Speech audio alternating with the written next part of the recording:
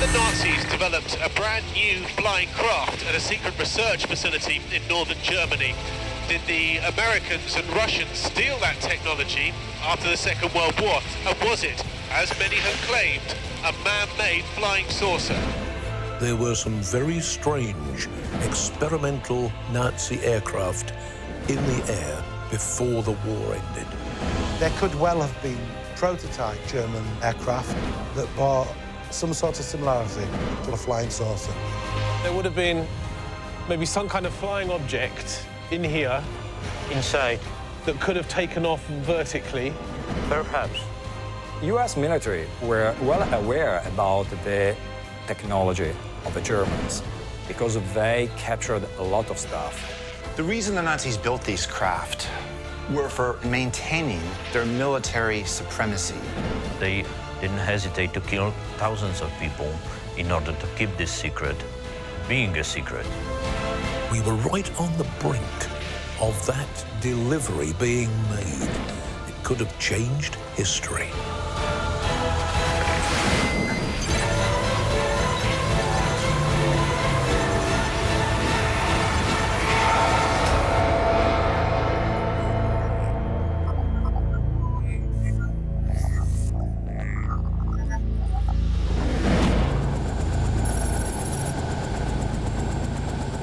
It really is one of the great mysteries of the Second World War.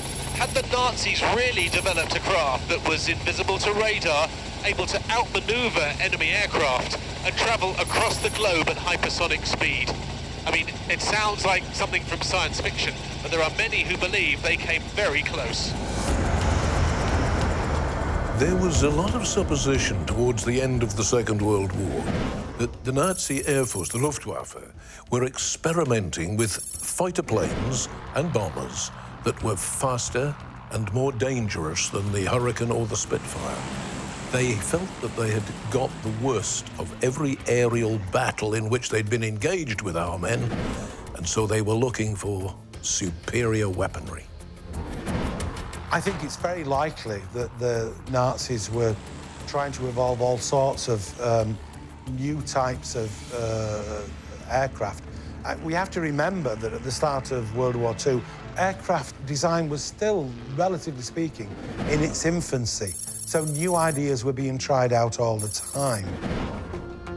Hitler in particular and the big generals around him were very interested in wonder weapons. And the more desperate they became, the more interested they were in wonder weapons. The reality is that if they had developed a UFO, then it was too late to turn around their fortunes in the war. But newly released documents and deathbed confessions from scientists involved in top-secret Nazi development paints a picture of a race to develop a supercraft, codenamed Die Glocke, or the Bell, which would have changed the face of history forever. In fact, the idea of the Nazis developing a flying saucer wasn't such a crazy idea at all. They had for years been at the cutting edge of aircraft design, with early prototypes for vertical takeoff jets and even fixed wing and stealth technology. German engineers were, and still are, among the very best in the world. If they set their hearts and minds on developing, whether it was an aircraft or a submarine or anything new and unusual and superior to what they considered to be their opponents, then I believe it was within their capabilities that there were some very strange, very unusual experimental Nazi aircraft in the air before the war ended. All indications are that Nazis were ahead of all of the Allied nations in terms of technology. First-hand accounts tell us that from as early as the 20s and 30s, their technology far outstripped anything else on the planet. Further evidence for highly advanced Nazi flying craft came in the form of the so-called Foo Fighters. They were unexplained balls of extremely fast-moving light that started buzzing Allied aircraft over Germany. They were first reported in November 1944, towards the end of the war, and were sometimes seen as single balls of light streaking across the sky in front of Allied aircraft. And sometimes there were many of them flying off, around and under the wings. There were reports from our airmen and, strangely enough, from the Luftwaffe flyers later on about these mysterious Foo Fighters, which were faster and which had better armory and which caused a lot of damage. The whole thing was hushed up for many years, but it looks as though the German designers and developers had produced several experimental machines which were generally called Foo Fighters.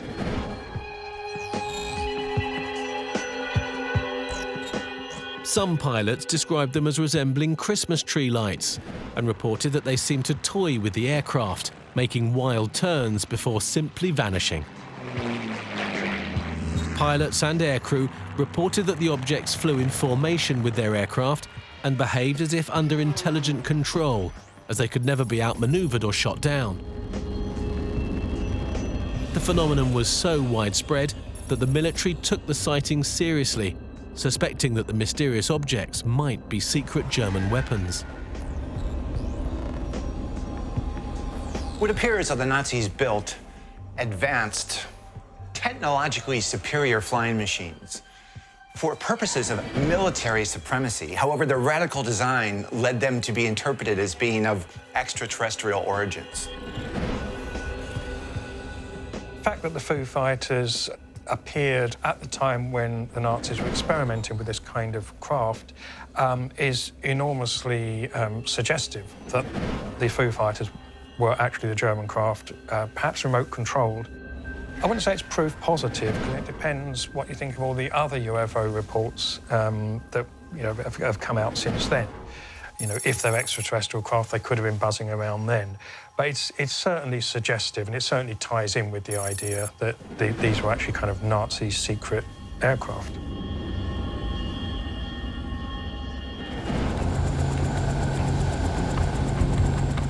From 1944 onwards, the Allies all but obliterated the Nazi industrial heartland in northern Germany. So it's believed that Hitler and his high command made the decision to move their most sensitive and secret projects, including the UFO development, out of the front line and down to what is now the area of Wrocław in southwest Poland, on the border of Czechoslovakia. It was remote, mountainous, and out of the way.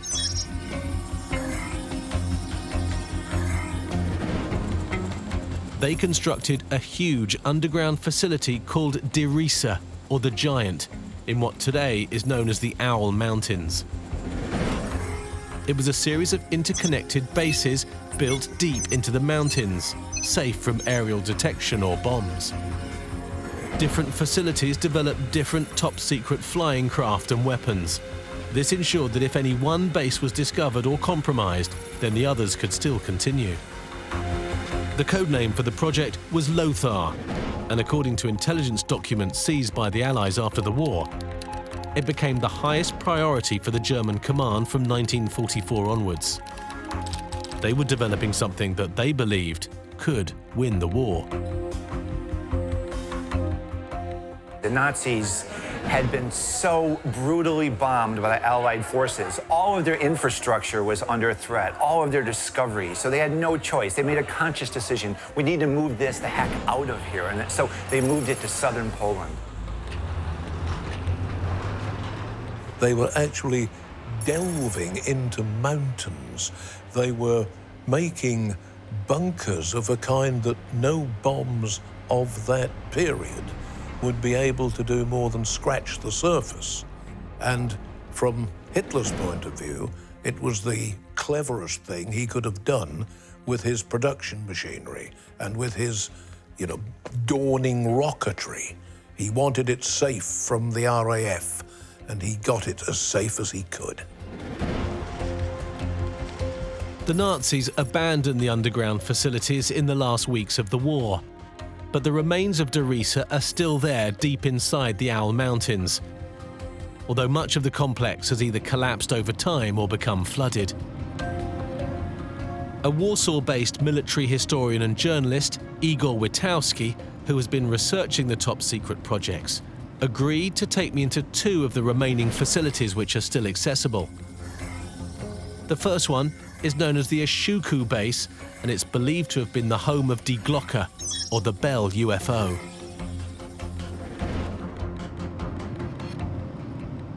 We are going to one of the underground facilities in the south western Poland, which is called Rize. It is part of a very large complex that the Germans were building here during the war, and it was one of the most secret, if not the most secret, undertaking of the SS, because I have written it literally in a document. It was something of very high priority. Do you think they were building some kind of flying craft there? There is a construction which resembles a test rig for vertically taking off and landing crafts. And there are also testimonies of some witnesses from the time of the war, former prisoners which worked here, and they have described some objects hovering noiselessly in the air.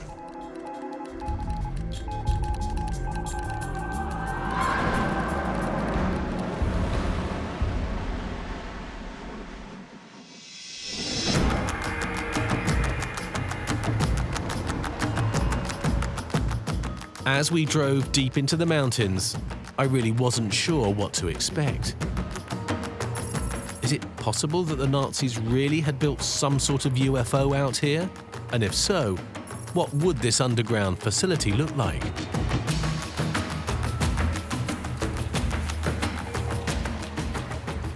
And so was this a mine before, Igor, or did the Germans build it? It was built as a, armament facility or command post, or anyway, typically wartime facility. Right, okay. Okay. And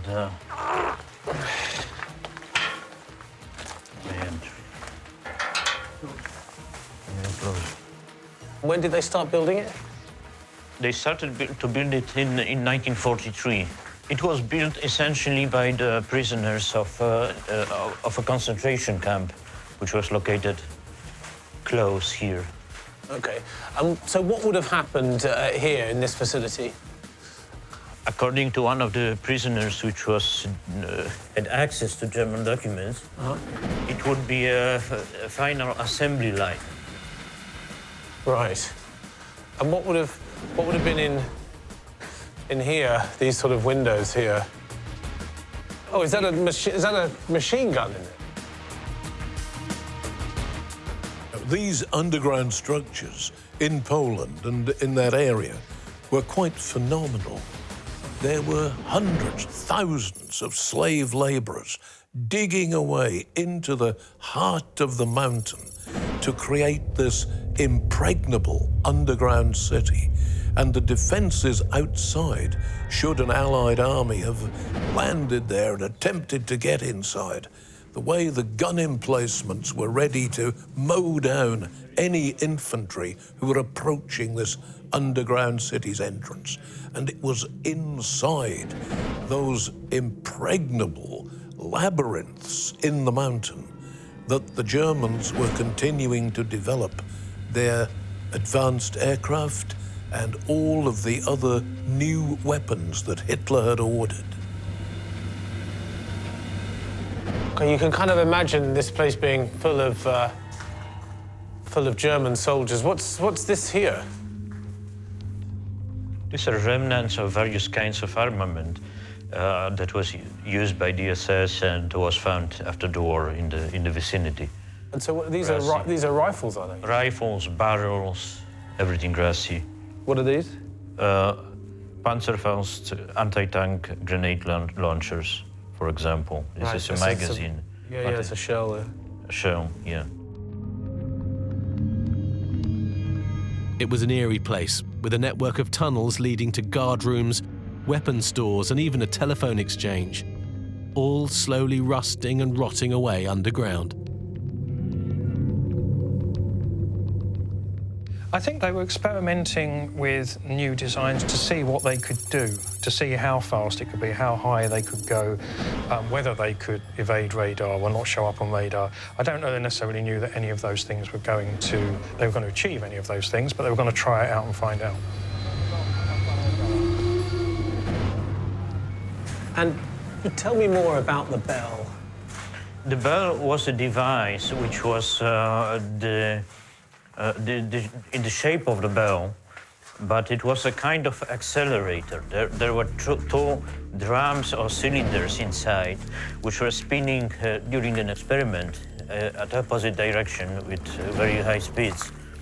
And it was something that was emitting very harmful radiations of various kinds. And the bell was tested underground in special underground chambers, probably as the one that we can see here. It was a device 4 or 5 meters tall, so it would take a significant portion of such a hole. And so these are top secret experiments that the Nazis are carrying out in these tunnels? Yes, these experiments were so top secret that the entire facility where it has been tested has been blocked.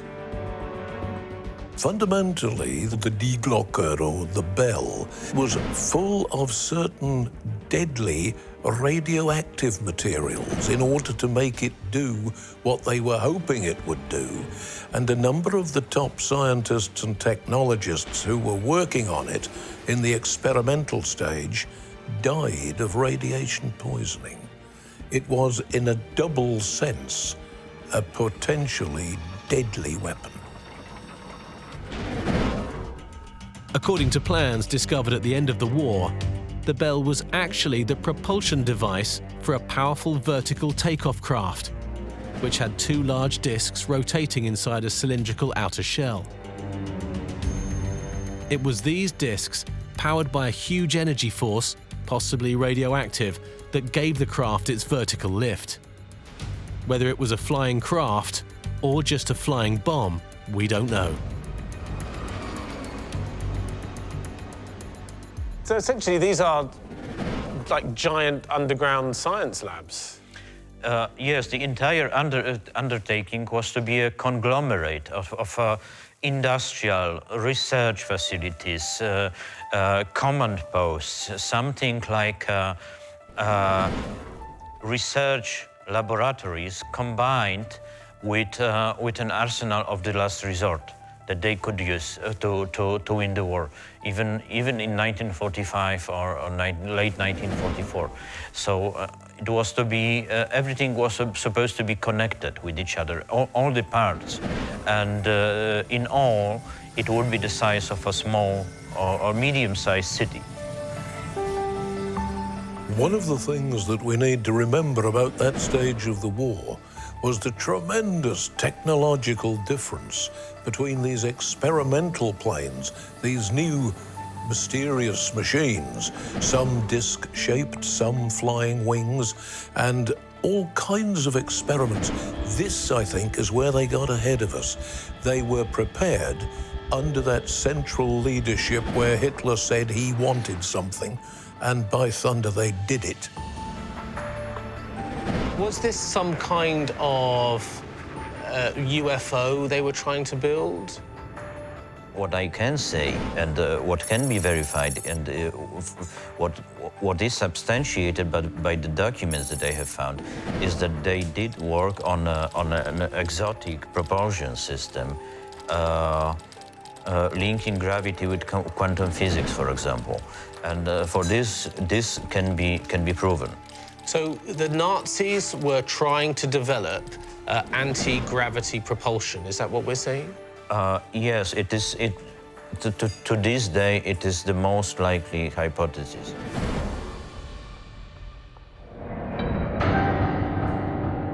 Over here, I will show you some of the German equipment left by the Germans here. Oh, okay. In the vicinity of this underground facility. You can see helmets, gas masks, anti-tank grenade launcher. Yes, it's all rusty stuff, but. So this was all equipment that was abandoned when they left the yes, facility? they have left here quite a lot of it. It's amazing. This is a barrel from a machine gun. Yeah. MG-34. Gel casings here. Yes. Wow. Okay. 88 millimeters. Yeah. Was that from a tank, or would that have been a? From a tank or anti-aircraft gun. Right. Gas masks. Gas masks. Yes. It's quite clear that the Germans were terrified that the Allies would discover what they were doing down here. Yes, they were guarding this secret very, very carefully, and one of the evidence for this is that the number of the counterintelligence officers here was record-breaking, around 100 of them, which was unusual because normally it would be 1 or 2 or 3 officers. And the other evidence for this is that for the secrecy is that none of the prisoners that were working in the finished parts of the complex have survived, which means that they didn't hesitate to kill thousands of people in order to keep this secret being a secret.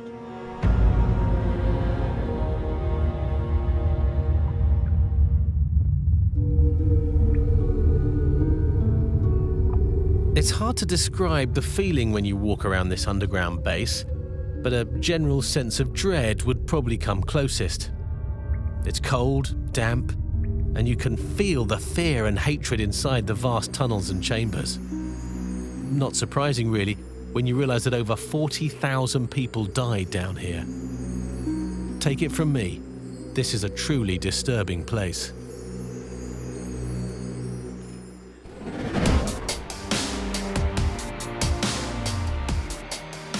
If the Nazis did actually build flying saucers, then an Austrian scientist called Victor Schauberger was probably one of the leading lights behind it.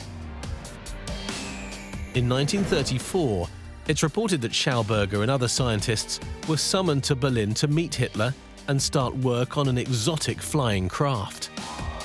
Their work had unlimited funding and would be carried out in total secrecy. After the war, documents discovered by Allied intelligence show that the scientists did in fact have some success.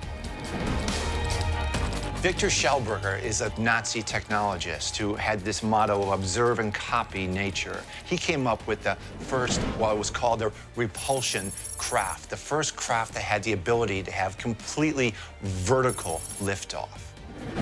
So he succeeded in this basic tabletop design of vertical liftoff, and instantly the Nazis got right behind him.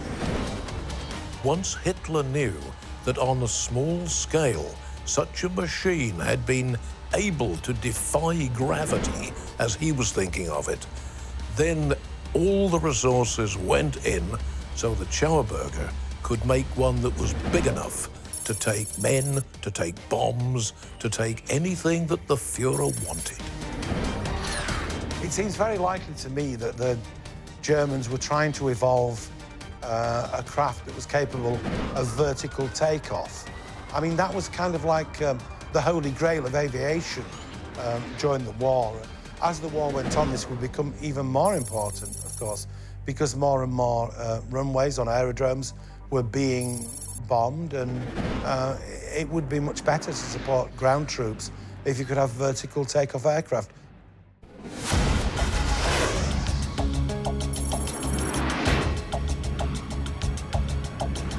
It's fair to say that the Allies strongly suspected, and maybe even had hard evidence, of a top-secret development program that explained the multiple sightings of unidentified craft in the skies. So when the Nazi regime finally fell in 1945, the Russians and the Americans were very keen to get their hands on the data, the documents, and the scientists behind it. the Americans set up a top-secret operation to bring as many Nazi scientists to the US as possible. It was codenamed Paperclip.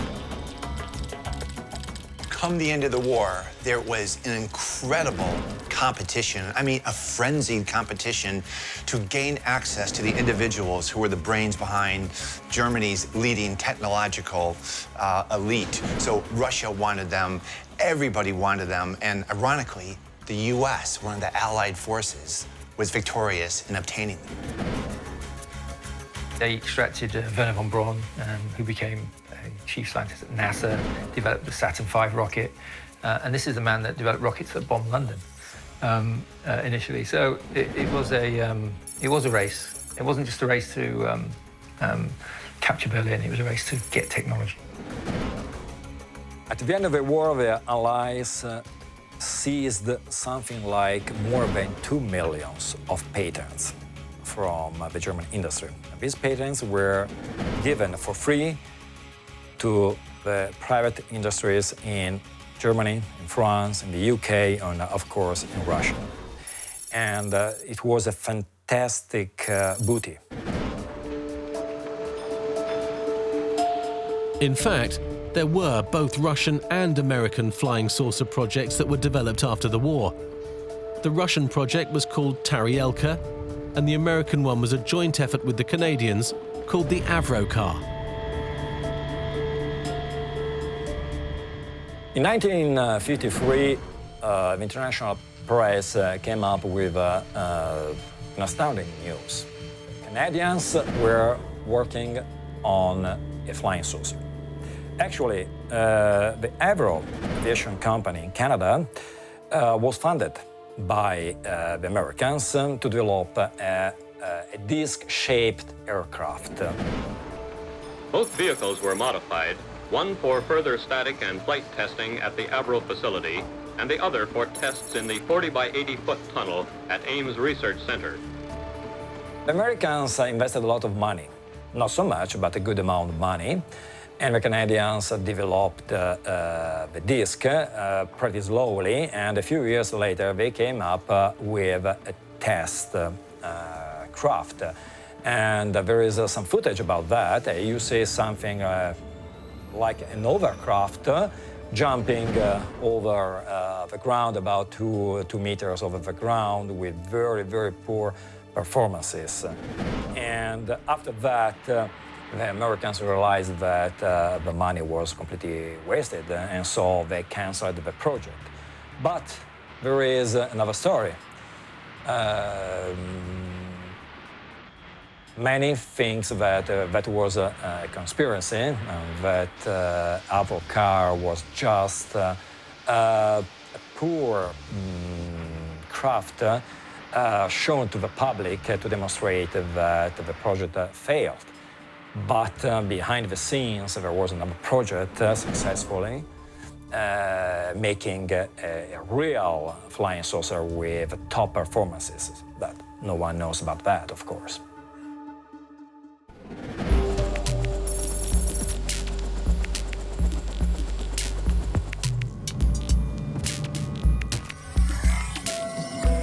The second facility Igor wanted to take me to was called Sobon, and unlike a Shuku, it was a base which had both above and below ground facilities, including what Igor thought could have been a huge stone test rig for a vertical liftoff craft, maybe even a man-made UFO codenamed Die Hannenbau.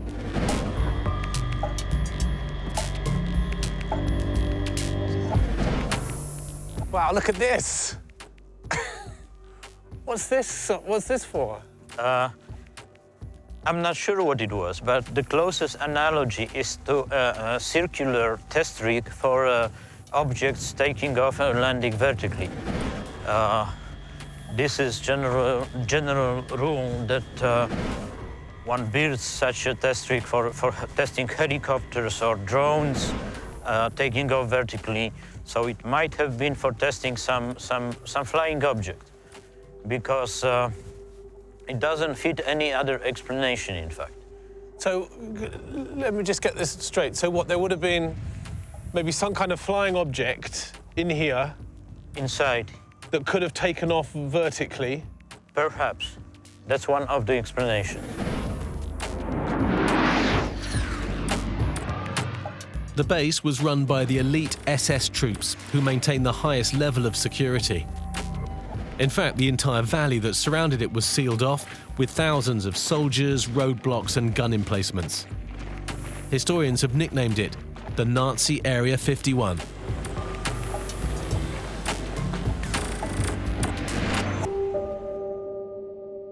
So whatever it was that the Nazis were doing here, whatever experiments they were doing here, they wanted to make sure that no one got anywhere near it. Not only that, but also, despite the fact that thousands of prisoners were working here, mostly underground, obviously, no one of them has survived. Why is that?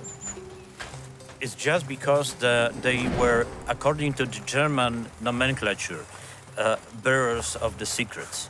So they had no right physically to leave this place anytime. If they came here, they were sentenced to remain here forever. So they came here to work and they came here to die. Exactly. If the Nazis had developed an anti-gravity propulsion, what would the craft that would be propelled by this look like? Describe it to me. The craft probably would have been circular and more or less flat, because that's the extrapolation of the geometry of the fields surrounding such a device. It could be a kind of a saucer-like, a disc-like, but it might have been a ball, for example. And this links this research project with the Foo Fighters, for example, which were certainly, we may say, because there is a lot of documents on it, we may say with absolute certainty that the Germans were manufacturing strange flying machines, crafts, which were able to perform maneuvers which were impossible to perform for any conventional machines.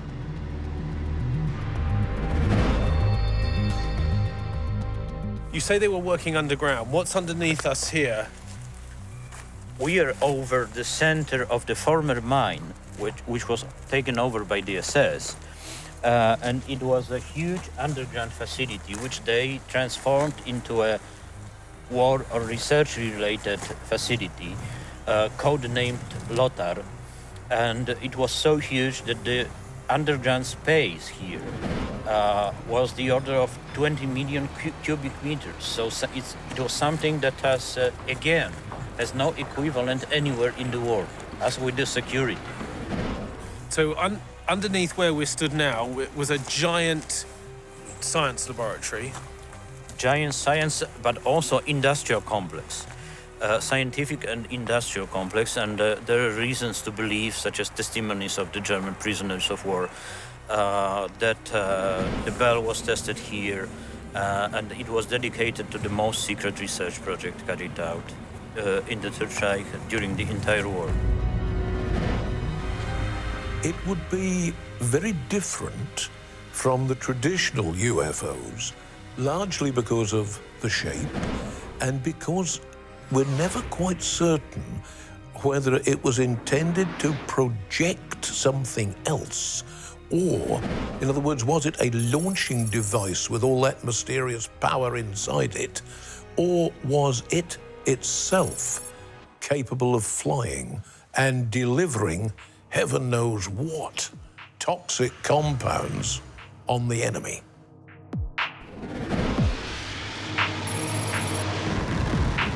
Needless to say, the Allies took the whole Nazi UFO phenomena very seriously indeed.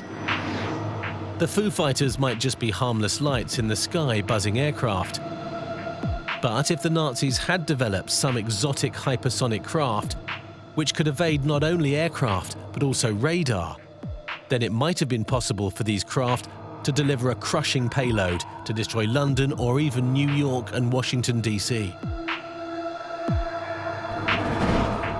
As darkness fell, Igor took me into the tunnels beneath the base. The tunnels through here, huh?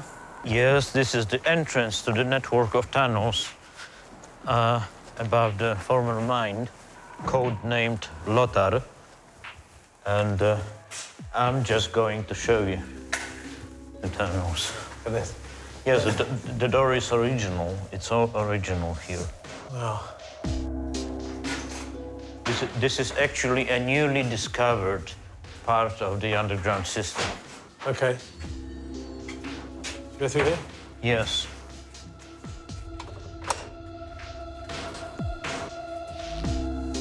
Thank you.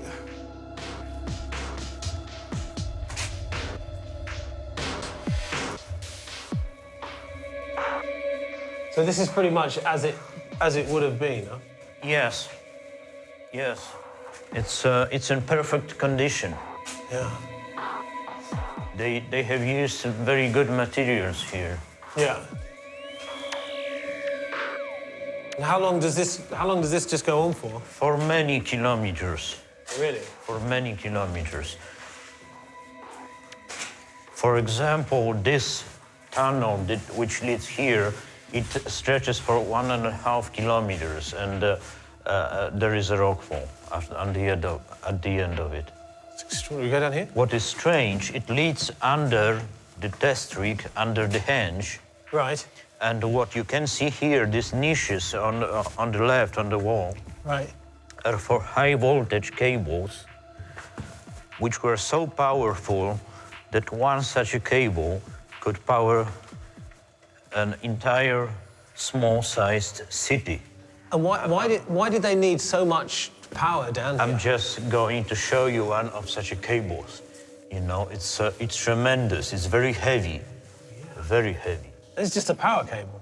Yes, and it's a sign that's telling us that what was going on underground had a purely industrial or research purpose, and that there was something very large down there.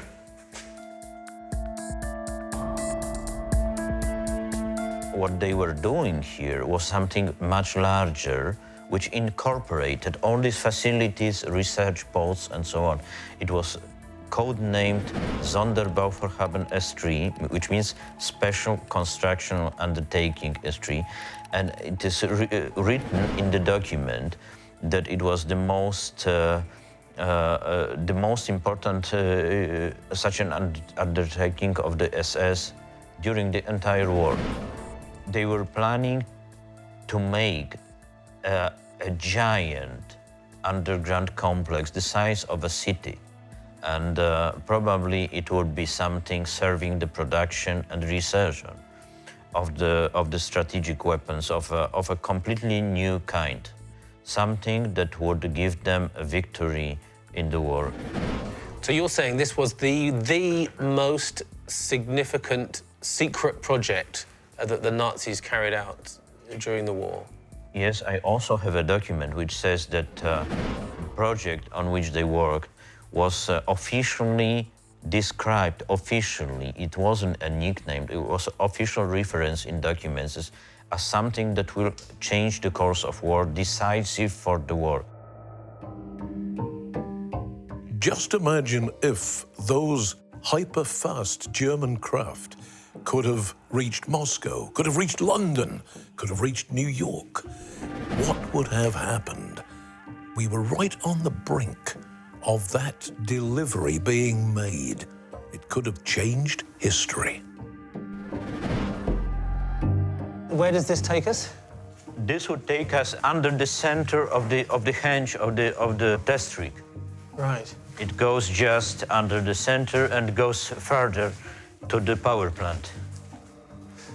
And so down here was where they would have carried out their experiments, huh? On a deeper level, yes, but generally here. This is the same complex. Right. In the last stages of World War II, the Nazis developed a wealth of very, very advanced, even exotic projects in aviation and rocketry. There are hundreds of different blueprints for even very bizarre airplanes, and most of them were jet-propelled, and they were something completely different from the technology that the Allies had in their hands at that time. By definition, a UFO means an unidentified flying object. But most people these days take a UFO to mean a flying saucer or an interstellar spacecraft of some sort. If we're talking about the real meaning of UFO, then clearly the Nazis, like the Allies, were indulging in that kind of behaviour. I think the main thing they were after was a vertical takeoff craft, because obviously that meant you didn't need runways and things like that. But they're obviously looking for fighters. The size of the craft that they were experimenting with seems to indicate they were thinking in terms of fighters rather than bombers, because they couldn't actually carry lots of heavy bombs. But that's exactly what they needed at that stage. You know, they needed something that would be able to shoot down the Allied bombers that were completely obliterating Germany then. I think the Nazis were undoubtedly playing around with new technology at the time, propulsion technologies, and magnetic technologies as well. And I think what we've done is we've added the word UFO post, you know, and so it fits a nice picture of what we see today. But I don't think they were building what they thought as interstellar craft. These were new technologies at the time.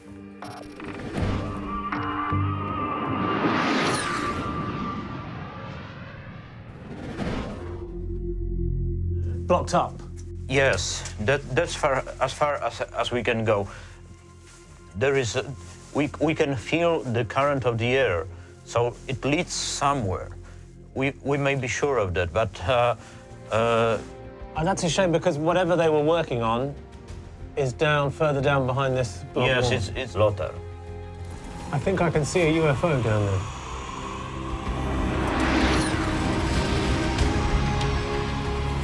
So, did the Nazis really build UFOs, or was it clever cover for something else?